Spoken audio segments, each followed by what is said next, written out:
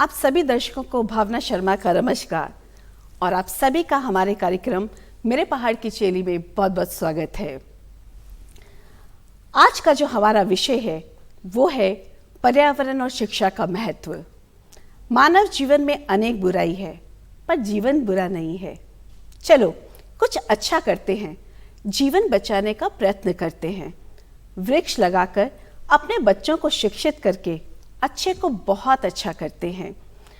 आज की जो हमारी मेहमान हैं उन्होंने हम सभी के जीवन को बचाने के लिए अपना पूर्ण जीवन पर्यावरण सुरक्षा व समाज को शिक्षा देकर बिताया।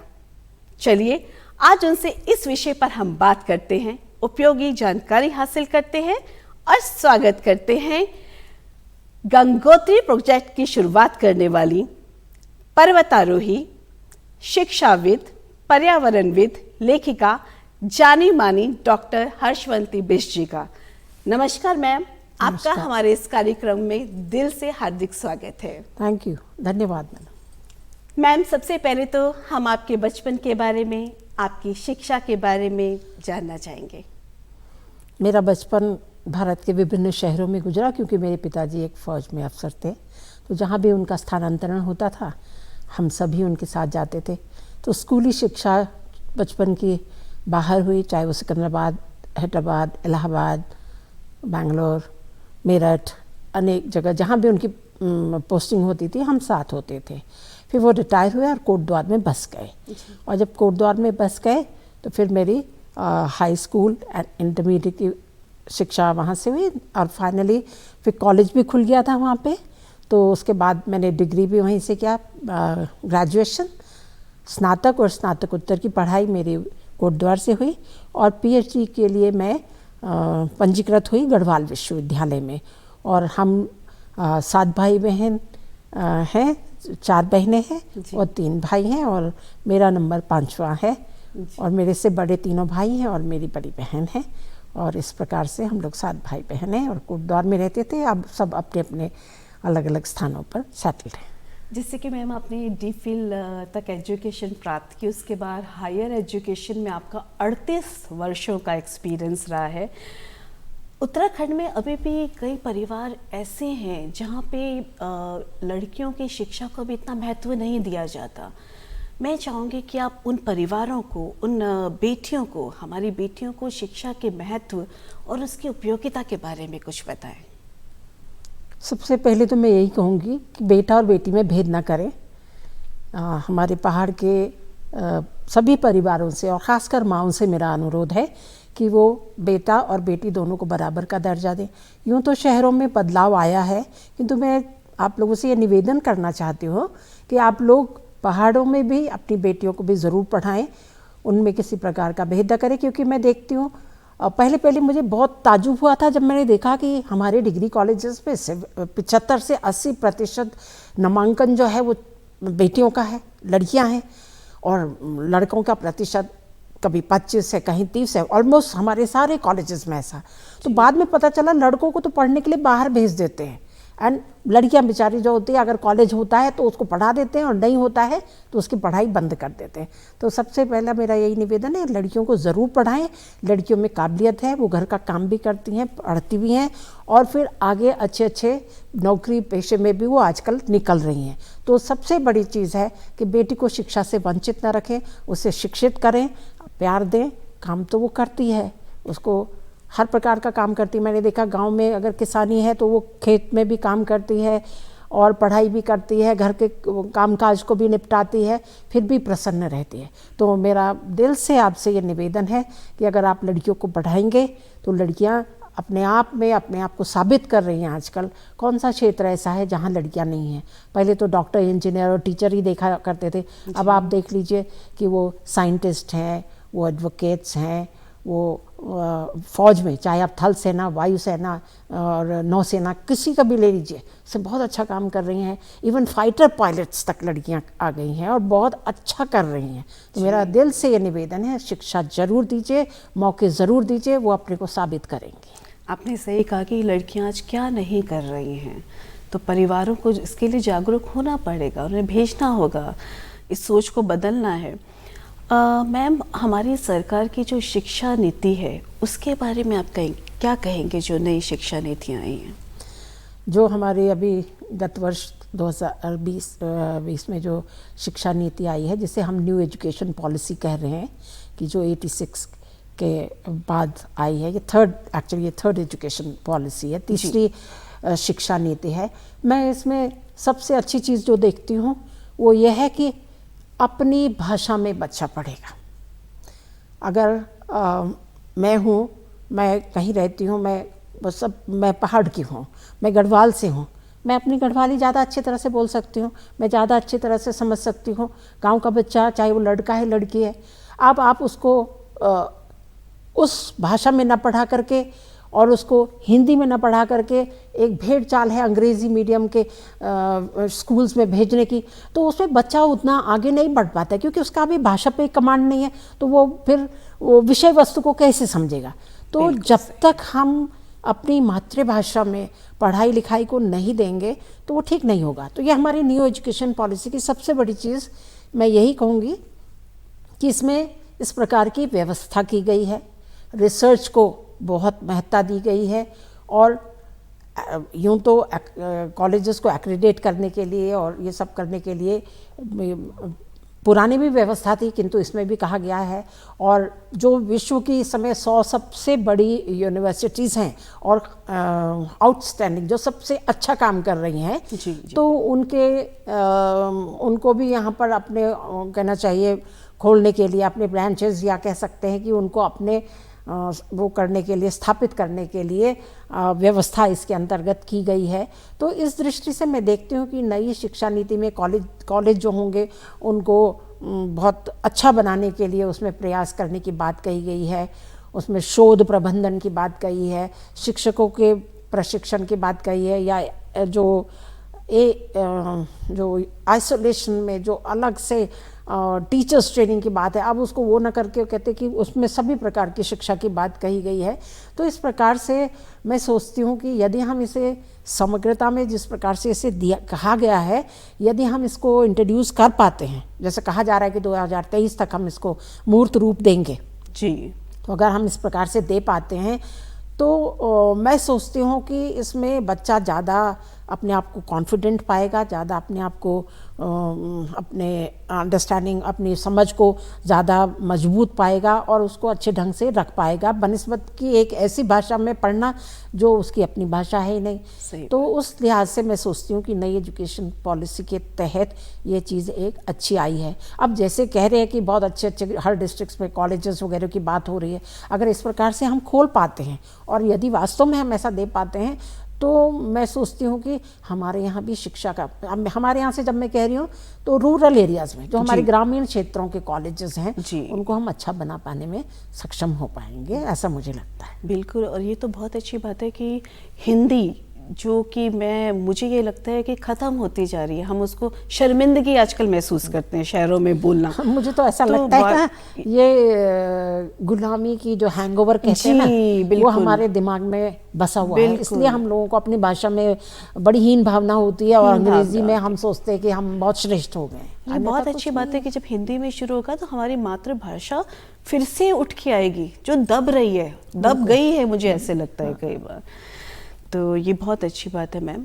आपने 1981 दुनिया का, भारत का दूसरा सबसे ऊंचा पर्वत, मैं दर्शकों को बताना चाहूँगी कि भारत का दूसरा सबसे ऊंचा पर्वत नंदा देवी पर्वत, जहाँ पे सिर्फ 3 महिलाओं ने पहली बार चढ़ाई करी और उसके लिए आपको सफलता हासिल करी उसमें आपने, और इसके लिए आपको अर्जुन पुरस्कार से भी सम्मानित किया गया। और उसके बाद 1984 में आपने बचेंद्री पाल मैम जी के साथ माउंट एवरेस्ट अभियान दल की भी आप सदस्य रहीं। तो इन ऊंचाइयों पर जो आपके अनुभव हैं उसके बारे में बताइए, इस ऊंचाइयों पर चढ़ने के जो अनुभव हैं उसके बारे में हम जानना चाहेंगे। देखिए, जब हम किसी रोमांचकारी खेल में जाते हैं या कोई ऐसी घटना करते हैं तो सबसे पहले एक चीज़ होती है कि जान हथेली पे लेके चलते हैं कि भाई कोई भी थोड़ी सी भी कहना चाहिए अपने आप से त्रुटि हुई नहीं कि दुर्घटना घटी जी। तो और दूसरा जो नंदा देवी था उसको किलर माउंटेन कहा जाता है। अच्छा जी। कि उसमें सारी टेक्निकल क्लाइंबिंग है, उसका स्वरूप ऐसा है, उसकी आकृति ऐसी है, वो इतने रिस्की जोखिम भरा पहाड़ है कि उसमें सारी रोप फिक्स करके ही चलना पड़ता है।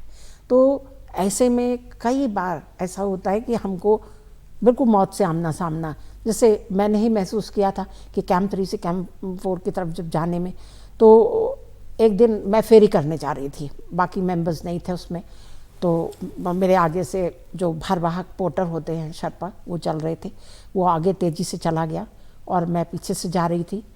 तो अचानक मैंने देखा कि मेरा जो पीछे जो रैक्सक होता है जिसमें हमारा बैग है जो हम कैरी करते हैं, जी, जी, उसमें लोड था और उसे मुझे ऊपर के कैंप में पहुंचाना था।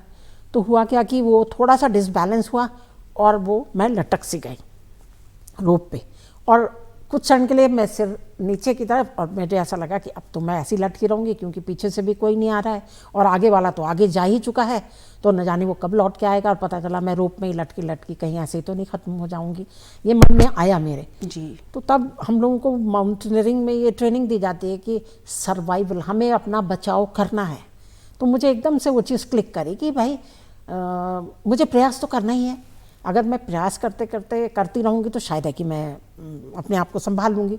तो मैंने धीरे धीरे, क्योंकि हम लोग जब रोप पे चलते हैं तो हम रोप को जगह जगह पे फिक्स करते हैं, वो जो बर्फ़ की चट्टानें होती हैं या चट्टानें होती हैं उन पे हम लोग पिटन कीलें जैसी ठोकते हैं, फिर वहाँ पे रस्सी को डालते हैं।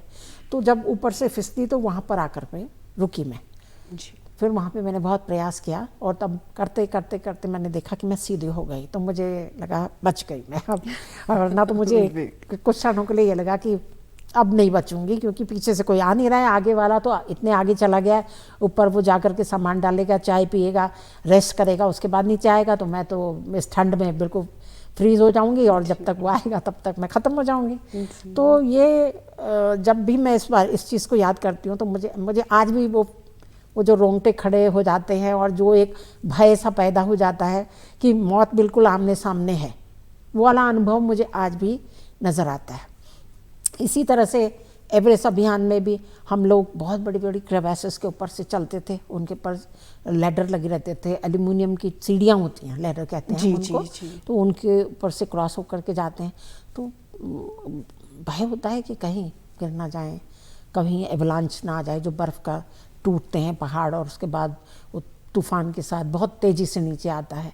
तो इस तरह के अनुभव होते रहते हैं, किंतु वो उम्र और वो इच्छा शक्ति हमें इन सब चीज़ों को देखने के बाद भी हमको यही कहती थी कि नहीं, चलना है।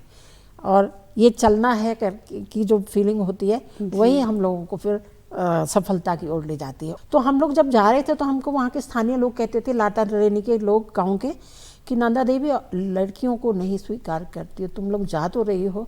अच्छा, गढ़वाल में तो इस पर्वत को बहुत पूजनीय माना जाता है। तो वो यही कहते थे कि देखो तुम लोग जा रहे हो, पर नंदा देवी कभी लड़कियों को एक्सेप्ट नहीं करती है कि वो यहाँ चढ़ें।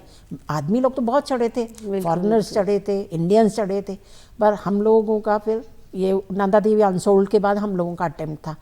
पर हम लोगों ने 3 महिलाओं ने उस समय क्लाइम किया था, 3 लड़कियों ने, और आज तक भी रिकॉर्ड है कि वह 3 लड़कियों ने ही क्लाइम किया हुआ है, उसके बाद किसी ने नहीं किया। जैसे एवरेस्ट है उसको बहुत सारी लड़कियों ने चढ़ा है, पर नंदा देवी का आज तक भी रिकॉर्ड है कि हम तीनों ने ही चढ़ा है। तो अच्छे खट्टे मीठे अनुभव सब होते रहते हैं, बट उसके बाद भी पर्वतारोही की इच्छा होती है कि हम जाते रहें जो यंग होते हैं। बिल्कुल। अब मैं आपसे, क्योंकि आपने इतने सारे काम किए हैं, मैं पर्यावरण की तरफ आना चाहूँगी। पर्यावरण संरक्षण और भोजपत्र के विशाल वृक्षारोपण का विचार आपके मन में कैसे आया हुआ है? देखिए, जब हम लोग एवरेस्ट जा रहे थे 84 में, तो हमने देखा कि एडमंड हिलरी ने, जो कि पहला व्यक्ति थे तेंजिंग एडमंड हिलरी, इन्होंने क्लाइम किया था। तो बाद में उन्होंने सोलुखुम्बू एरिया में, एवरेस्ट के बेस कैंप एरिया, वो उस रीजन में जो सोलुखुम्बू का इलाका कहलाता है, वहाँ उन्होंने बहुत काम किया हुआ था। उन्होंने वहाँ स्कूल्स खोले, वहाँ उन्होंने नर्सरीज खोले, वहाँ उन्होंने हॉस्पिटल्स खोले जी। तो जब मैं ये एवरेस्ट से लौट के आई तो मुझे लगा कि कुछ मुझे भी करना चाहिए, क्योंकि मैंने इस एरिया में ट्रेनिंग ली है और यहाँ से ट्रेनिंग लेने के कारण से ही मैं नंदा देवी को क्लाइम करके आई हूँ। मुझे एवरेस्ट में जाने का मौका मिला है, तो मुझे भी इस एरिया को, जिस एरिया ने मुझे इतना सब कुछ दिया है, कुछ मुझे भी करना चाहिए जी। तो मुझे लगा इस एरिया में एनवायरमेंटल डिस्ट्रक्शन बहुत ज़्यादा हुई है, जो वहाँ पे पेड़ पौधों का नुकसान बहुत ज़्यादा हुआ था, क्योंकि वहाँ तीर्थाटन और पर्यटन की बड़ी तादाद में लोग जाते थे।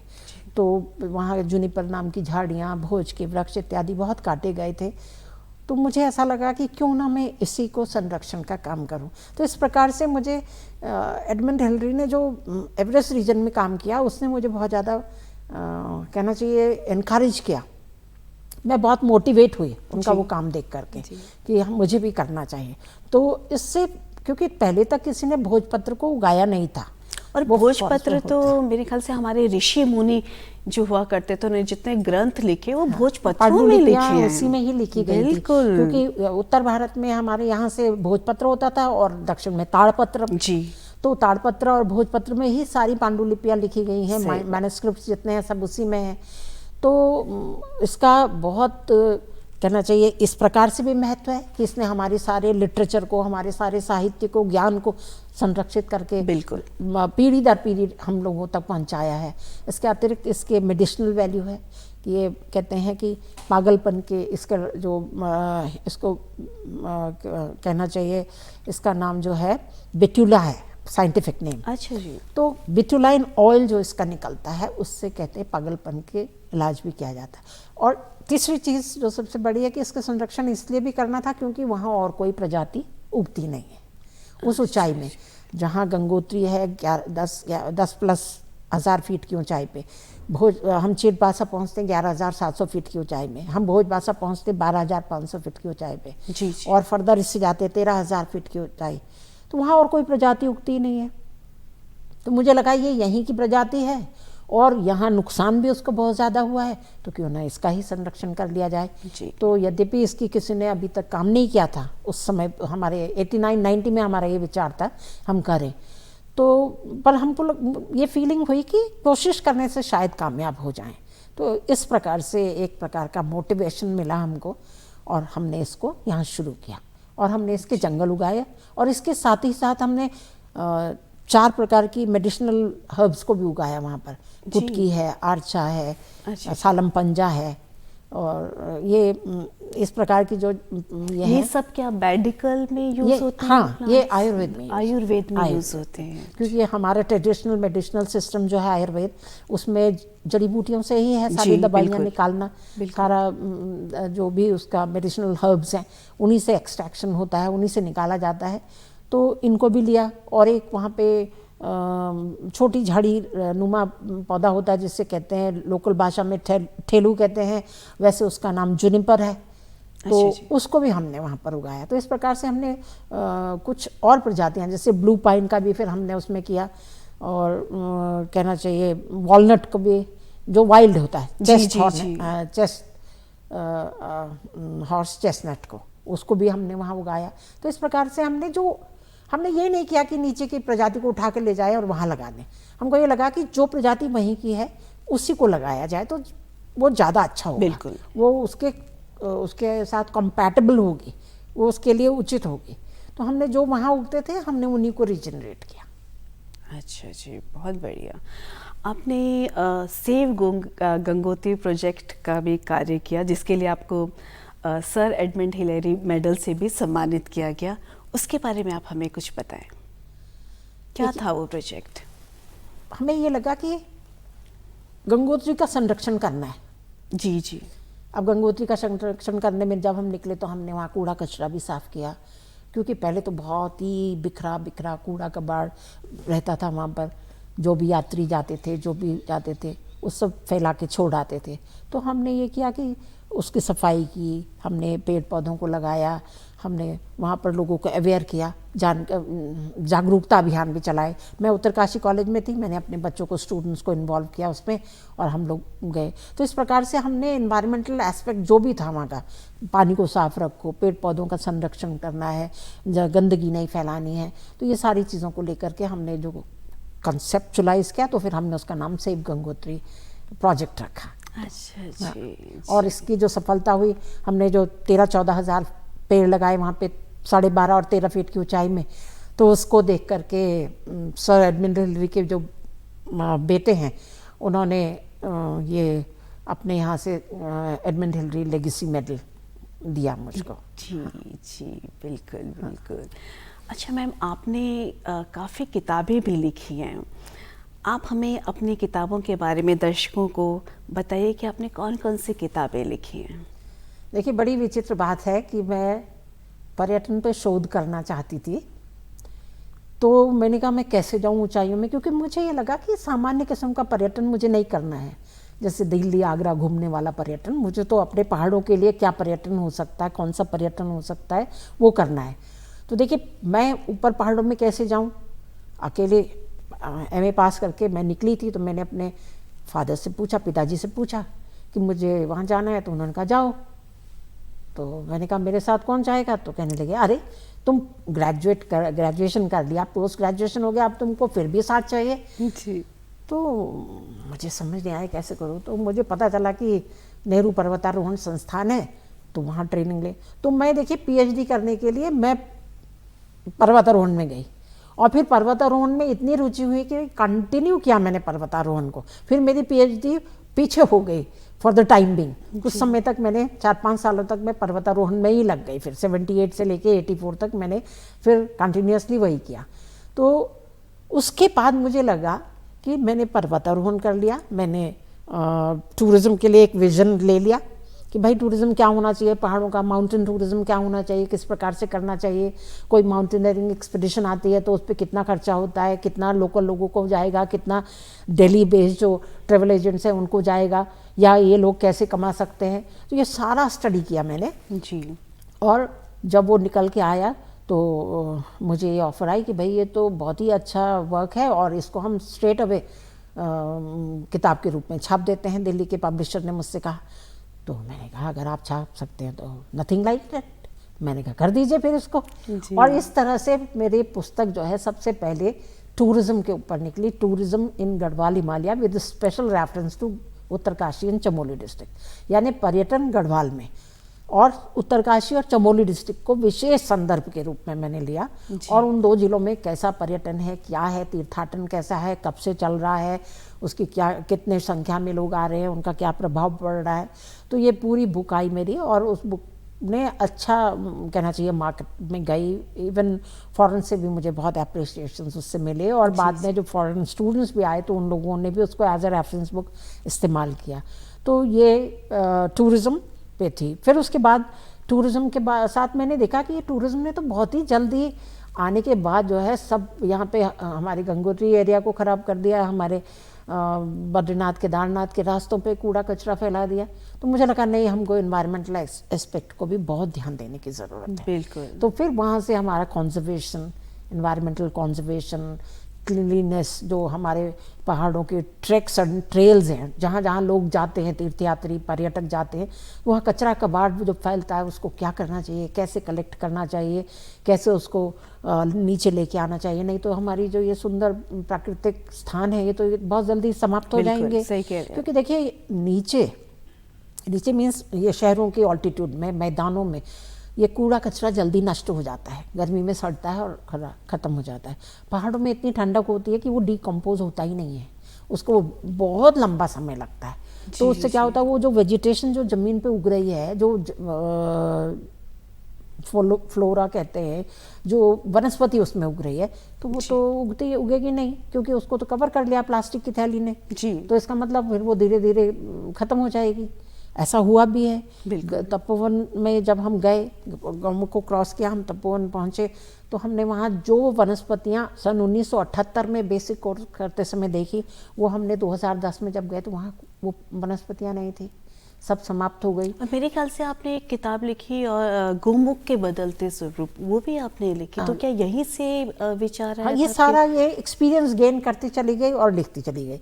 फिर हमने एक बड़ा सेमिनार कराया था, इंटरनेशनल सेमिनार उत्तरकाशी में, टूरिज्म एंड हिमालयन बायोडाइवर्सिटी। फिर उसमें इतने अच्छे अच्छे रिसर्च पेपर्स आए, फिर हमने एक एडिटिंग कर दी बुक की, तो वो हमारा टूरिज्म एंड हिमालयन बायोडाइवर्सिटी का नाम से एक पुस्तक आ गई। तो इस प्रकार से हमने हिमालय के ऊपर अपने आप को केंद्रित किया। हिमालय में क्या हो रहा है, कैसा पर्यटन हो रहा है, कैसा तीर्थाटन हो रहा है, उसके क्या अच्छे प्रभाव हो रहे हैं, उसके क्या खराब प्रभाव हो रहे हैं और उसके लिए हमें क्या करना चाहिए। तो ये सारी चीज़ों को ध्यान में रखते हुए ही हमने किया। और इससे बाद में हमारी एक पुस्तक और आई कि उत्तराखंड के पर्यावरणीय आंदोलन, ये भी एक हमारे रिसर्च सेमिनार का ही एडिट किया, संकलित रूप था कि उसमें हमारे उत्तराखंड में विभिन्न जगहों में, चाहे वो नैनीताल है, अल्मोड़ा है, चमोली है, पिथौरागढ़ है, आपका देहरादून है, उत्तरकाशी है, इनमें कौन कौन लोग हैं जो पर्यावरण के संदर्भ में काम कर रहे हैं। तो उन सब के जो कार्य थे उनको हमने संकलित करके एक पुस्तक ये निकाली। बहुत सारे रिसर्च पेपर्स लिखे, पॉपुलर आर्टिकल्स लिखे। और अभी भी हम एक पुस्तक पे अभी मैं काम कर रही हूँ, वो है हमारा कि ग्लेशियर्स पे क्या असर पड़ रहा है, जो क्लाइमेट चेंज हो रहा है, जो ये मौसम बदल रहा है, ये जो गर्मी बढ़ रही है तो उसके कारण से हमारे ग्लेशियरों पे क्या प्रभाव पड़ रहा है, हमारे जल, जमीन, जंगल, इन पे क्या प्रभाव पड़ रहा है। क्योंकि ये जल, जमीन, जंगल से ही जुड़े हुए हम लोग हैं और अगर यही चीज़ें खतरे में पड़ जाएंगी तो हमारा तो जीवन ही खतरे में पड़ जाएगा। तो एक तो इस पे काम कर रही हूँ और एक जो है एक मैं हिंदी में सारी चीज़ को लिखना चाहती हूँ कि पूरा मेरा लगभग 40 वर्षों का अनुभव है उत्तरकाशी और चमोली और मैं उत्तराखंड का, तो मैं उसको भी एक समाप्त करना चाहती हूँ कि क्या कैसा तीर्थाटन है, कैसा पर्यटन है, बहुत बढ़िया, क्या असर है, क्या प्रभाव है, क्या अच्छाई है, क्या बुराई है। तो इस प्रकार की 2 पुस्तकों पे आजकल मेरा काम चल रहा है। ये पुस्तक जल्दी आप लिखें और हम इसे पढ़ें, हमारा इंतज़ार रहेगा इस पुस्तक के लिए। तो आपने हमें इतनी उपयोगी जानकारियाँ दी, उसके लिए आपका बहुत बहुत धन्यवाद। धन्यवाद आप लोगों का भी कि आपने हमें यहाँ बुलाया और अपने अनुभव को शेयर करने का मौका दिया। Thank you ma'am. अगले हफ्ते मैं भावना शर्मा आपसे फिर मिलूंगी एक नए विषय के साथ, एक नए मेहमान के साथ। तब तक के लिए नमस्कार।